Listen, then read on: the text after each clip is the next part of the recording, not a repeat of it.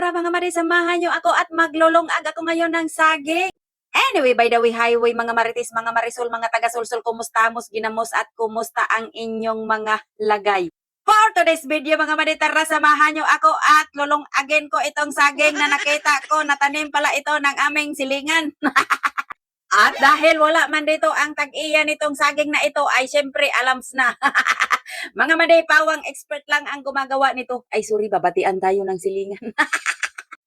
Anyway, by the way, highway mga maday, kung hindi nyo ba alam kung paano maglungag ng saging ba, kinakailangan mga maday, kay putsin ito natin ng silupin para hindi maglanay-lanay ang tagok sa kaldero. Kay alam nyo na, mahirap mangkudkurin ang tagok ng mga saging mga maday. At hindi lang yun mga made. Bukod sa mahirap kudkurin ang mga naglanay-lanay na tagok, madali tayong madakop ng tag-iya ng saging.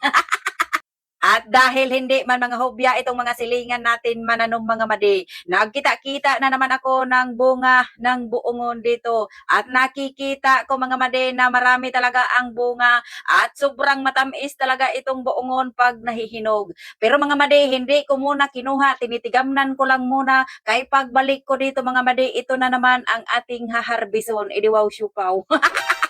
At sabi ko nga sa inyo mga madipawang, expert lang ang gumagawa ng mga ganitong bagay-bagay. At huwag nyo sasabihon mga madi na si Umas ang nagtutdo sa inyo dahil masisira ang buhay nyo. Kung nakikita nyo mga madi, dahil nagtuon nga tayo ngayon ng saging mga madi, hindi mawawala dito ang sinugban na tamban. Ay sus, nagdangsi-dangsi ang baho sa mga silingan. Timpag na naman ang usa ka galon na tuba nito mamaya. Kung nakikita nyo mga madi dito sa aming probinsya, pag umaga talaga, wala talagang mga tao dito, aywang ko kung saan nagkapapadpad. At ito na nga mga madi, nakikita nyo sa buksol talaga ng saging at padisan naman natin ng ginamos na kinidyahan at hinarangan.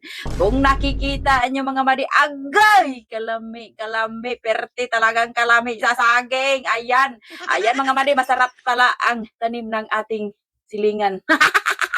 Ay, hindi mga madi ha, hindi ko yan kinuha sa silingan.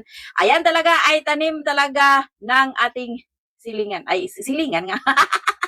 At dahil silingan ang nagtanim niyan dito sa probinsya, pag may-ari ang silingan, may-ari ka na rin. Ang buhay kong minsan ay walang